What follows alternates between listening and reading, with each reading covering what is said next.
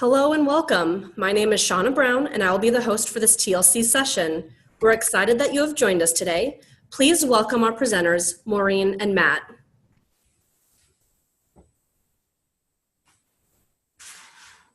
Hi everyone, my name is Maureen Lienau. I'm the Chair of Cognitive Studies in the College of Education at Ashford University. Hey everyone, my name is Matt Galloway. I am a Student Care Manager in Student Affairs at Ashford. Been here for about 9 years, and in my role I have the opportunity to oversee our Student Advocate Helpline, working with students navigating personal hardships, and I also get to be a part of our proactive educational efforts, which is what we'll talk about a bit here today, really focusing on student and community well-being. So thank you for being here with us. Yes, thank you. So Matt, could you go to the next slide? So first I would like to acknowledge, I started a research study in 2017. It was made possible by a grant from Ashford University's UFP program. And the resource directory was made possible by a faculty sabbatical in collaboration with Lapita, Johnny, James, and Matt in the Office of Access and Wellness. So to give you some context of what we're going to be talking about today and how this whole process got started, this new resource directory was in 2017, a colleague and I created a survey to determine the extent of homelessness and or food insecurity on the AU college campus, not really campus, but in the community. We had over 1,700 responses to that survey, and I want to share a little bit of those results today because this leads us into the reason why we were able to create the resource directory. So if you want to move to the next slide, Matt. So the first thing I'm going to do is ask you on this poll, and if you want to share your answer in the chat, what percentage of Ashford University student survey responses, remember there were over 1,700, indicated that they had used a food pantry, soup kitchen, emergency shelter, or social service agency for food and or housing issues? A, 27%, B, 34%, C, 56%, or D, 60%. So if you want to put that in the chat.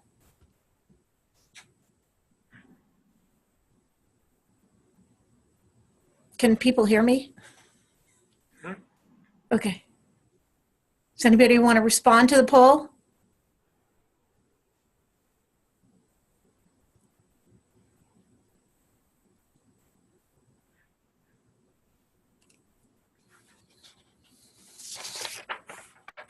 Okay, thanks, Nanette. Anyone else want to take a guess? Okay, so we'll move on. We'll get to this question later. So first of all, I'm going to cover a little bit about the demographics.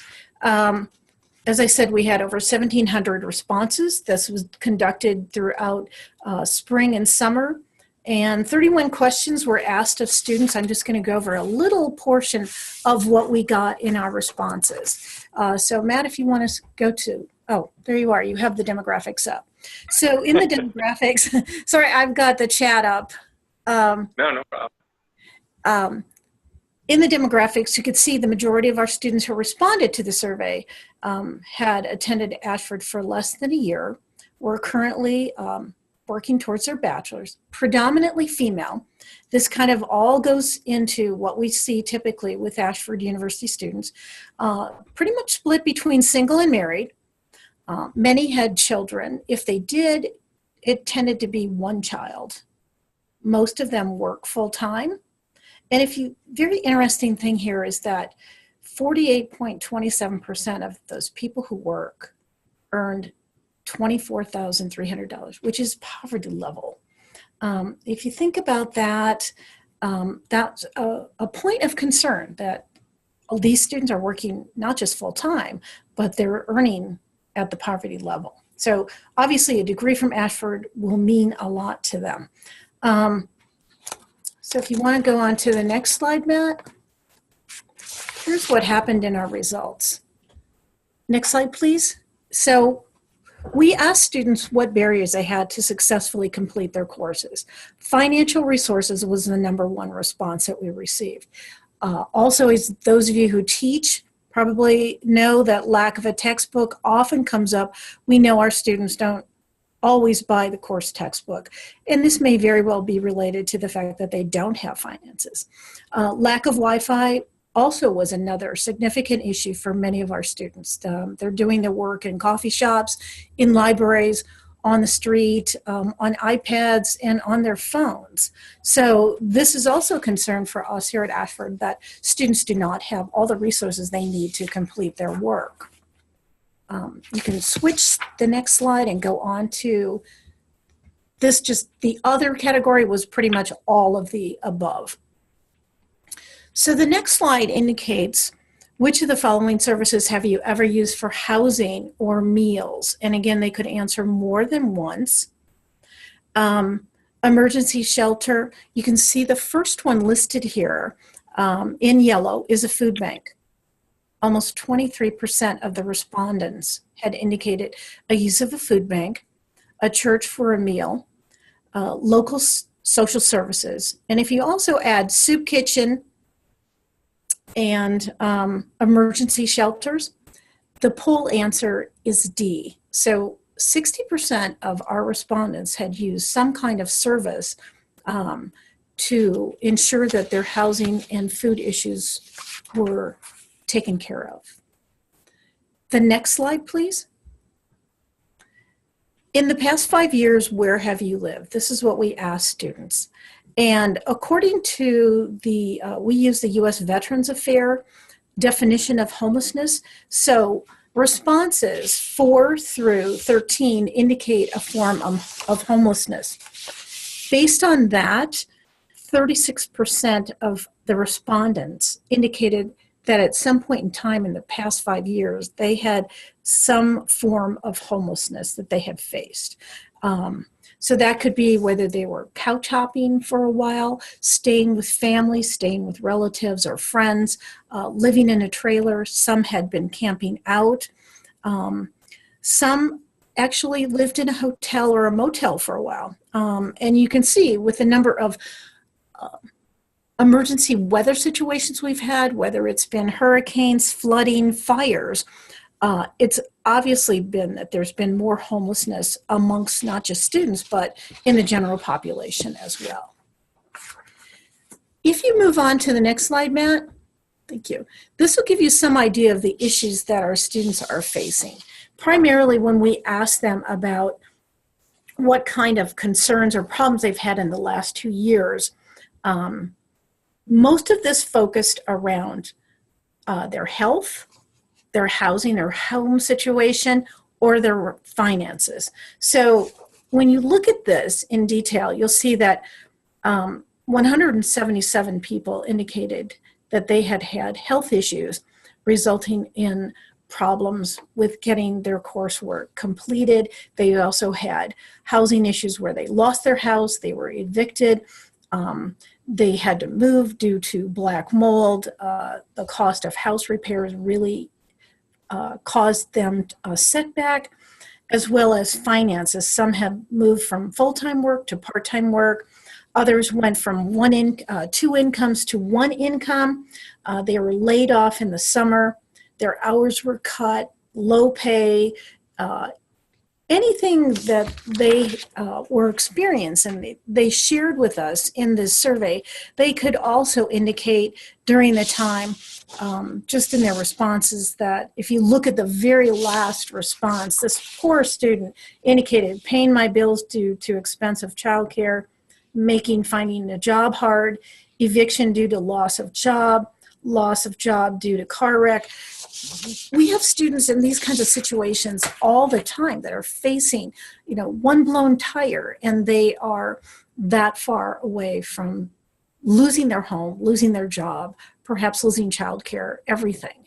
Their health goes downhill, etc. So these are things to think about, and why we moved together in our outreach with the Office of Access and Wellness is that they had resources in place already.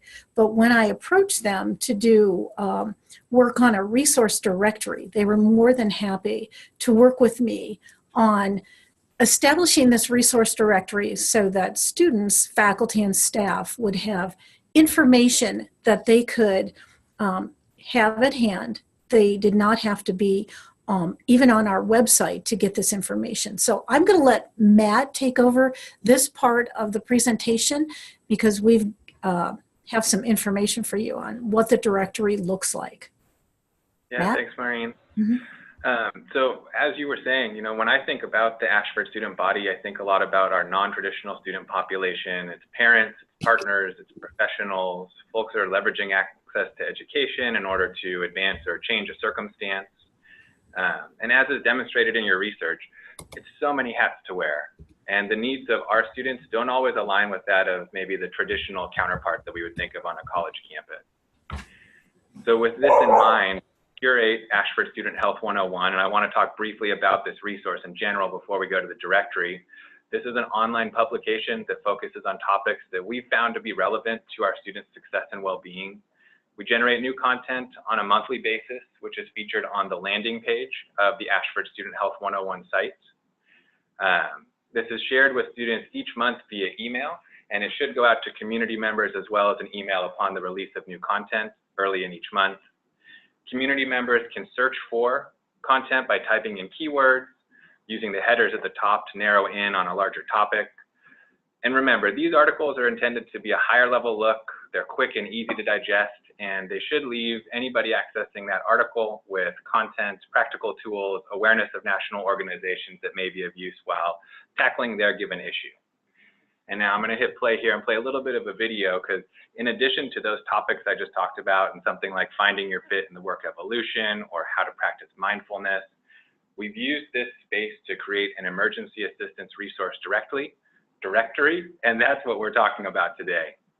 So for our faculty and staff, this can be a tool that you share with a student who's notifying you of a personal hardship around housing instability or unmet basic needs.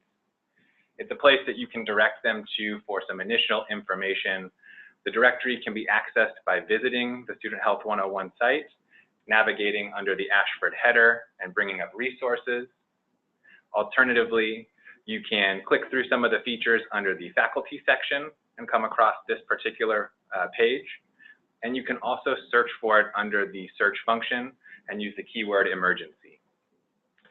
The tool is in development, and you'll see here as this video plays just a demonstration of how the layout is, the types of resources that we are including for each state, sometimes a deeper dive into a particular state that's rather large, California being a good example.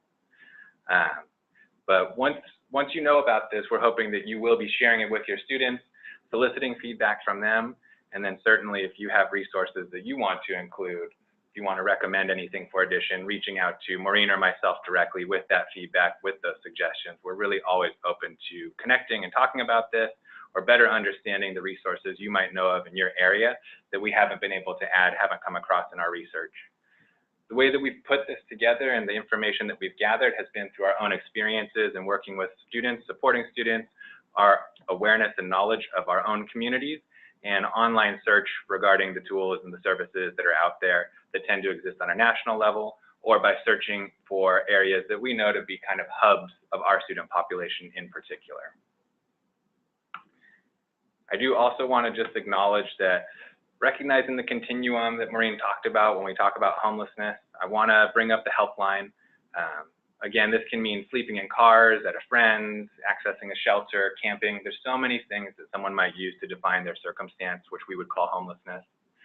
When you hear from your students that they're managing housing instability, maybe they fear that they might become homeless because of one of the circumstances Maureen mentioned, you can send a referral to the Student Advocate Helpline, and student advocates will review the referrals and explore opportunities to connect with students in order to offer resources in the geographic region. We ask that you keep in mind that we don't offer financial assistance. We're not able to ensure access to housing, but what we want to do between this resource directory and getting that referral to us for those higher level needs is equip you to engage with your student, offer support, put them on the pathway to connecting with some of those local services, and then get them in the hands of a student advocate who can do a deeper look into the nature of their needs, some additional or compounding factors, and really try to use some case management to address the larger scope. Some things to keep in mind as we talk about both the support through the helpline as well as the resources listed within the directory is that resources are limited at times.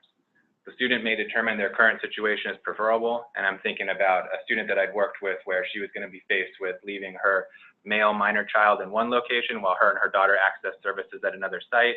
Really difficult situations that our students might be facing that would lead them to choose something that may not feel like a fit for us if we're talking about the availability of resources.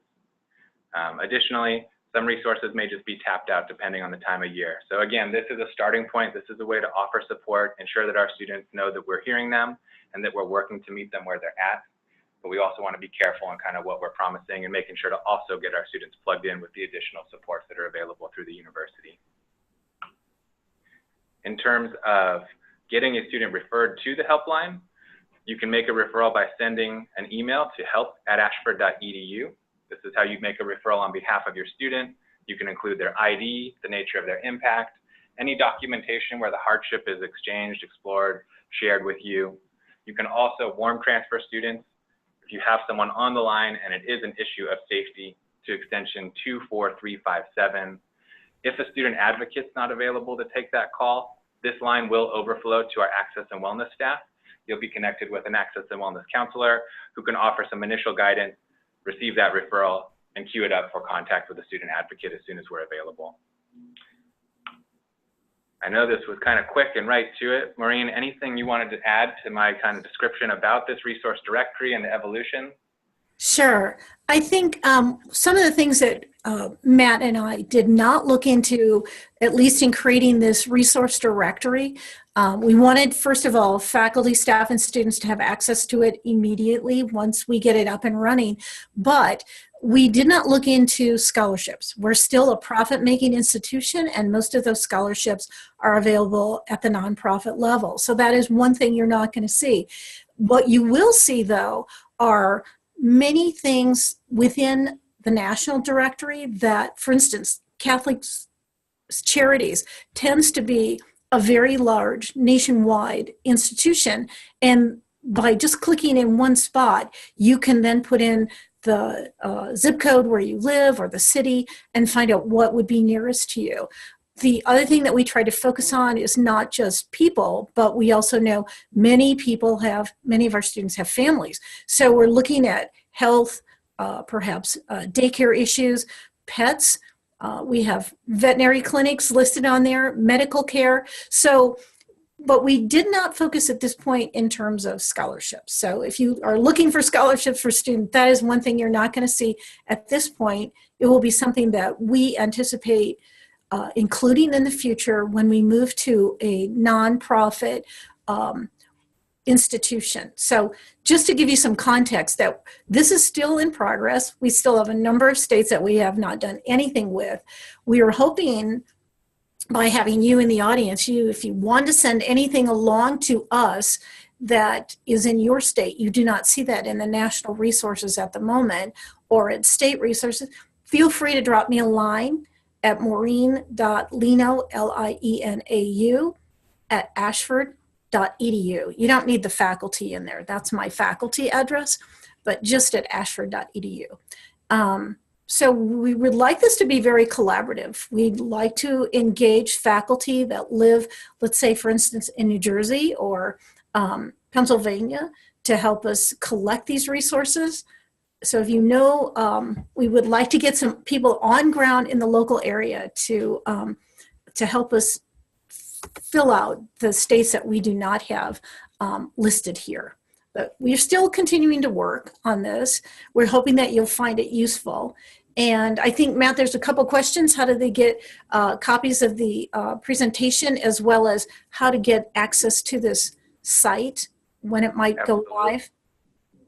Yeah, so the site is live right now. You can access Student Health 101 through the link on the screen currently. And then, as I said, you can navigate to the resource directory through a couple of those options, searching for keyword, looking under the resources tab under the Ashford header. Those are going to be the best ways. It does not require a sign-on, so you can share the link directly with your students. You can post it in the classroom. Whatever way you want to make sure your students have awareness to this, that's how you can go about getting the information and certainly pointing them in that direction. What was the other question, Maureen? Well, I think some of them had just asked where the location would be, as well as I think some people do want a recording of this. Yeah, so it's the deck, the PowerPoint deck. Yeah.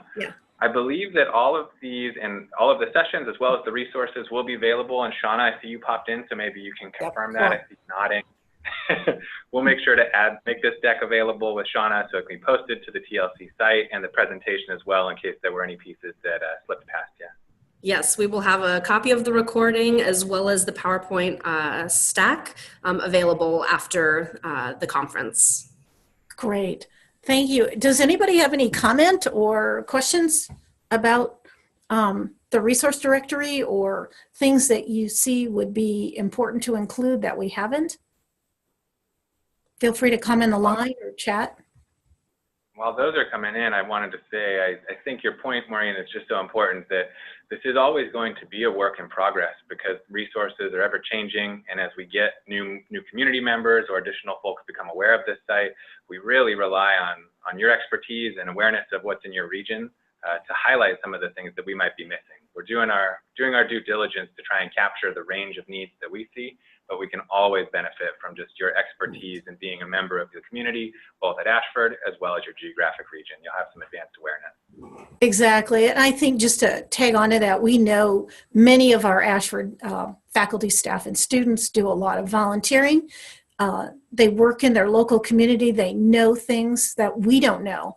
And it would be great to get those resources from anybody at any point in time. So we encourage you to let Matt, especially me, know if you're from the faculty side, Matt if you're from the staff side. But we would certainly like to keep this updated. And as I said, keep adding to it. We want things for our students to be relatively smooth. We know the setbacks students face financially. I've had many students that I've interviewed who told me they were eating ramen noodles so they could afford to pay for their Wi-Fi. But Wi-Fi came first because they wanted to complete their degree. Look at that in that context, and you see that we have a lot of students that want to persist and get this degree. So anything we can do to help them, we're absolutely here to do that. So love to get your feedback. Oh, that is true. Stacy, one of the things that Matt and I have talked about is perhaps at some point, maybe every quarter, whenever we can, is to put that across the banner of a Canvas announcement so that, Matt, maybe you want to update everyone on that, but that is one thing that we had talked about doing so that access to this resource would be out there within the community for both faculty and students. Mm-hmm. Yeah, trying to find ways to get this out on a regular basis as a reminder for anyone who's aware and a new exposure to it for anyone who's new to the community, but definitely looking for ways to get this in front of our faculty and staff on some type of regular cadence. So that's still part of the work to be done, but definitely. And if there are other areas, other places you think this would be good to host so that we can make sure it gets the broadest visibility, please pass that information our way. Where do you go for information and where would it be helpful to list Right. it? Yeah, we were just thinking in Canvas it would be perfect because we would be hitting the majority of students as well as faculty. So we're waiting to find out if that would be an ideal place to put it, but we're optimistic. And yeah, if you have any ideas, please pass them along. I would love that. And of course, if any questions come up after we close today or additional thoughts, our contact information is on the screen and we welcome any follow-up. Absolutely. We really want to thank you all for coming today. We were not sure how long it would take, but we wanted to kind of give you the context for creating the resource directory as well as some of the research that's out there on our students. And you can see many of our students have a lot of needs, and we're hoping with this directory they'll be able to find it themselves with your perhaps assistance and letting the students know that there are things that we're doing so that they can be successful while they're here at Ashford. Oh, I love that. The Psych Club. Absolutely. That's a great idea. Oh, yeah. Yeah. You guys are huge in the Psych Club. So also the ECE Club is another area I think would be a good one to share with as well. So thank you for that idea, Stacy. Great. Well, thank you so much, both Maureen and Matt, for this wonderful presentation and all this great information.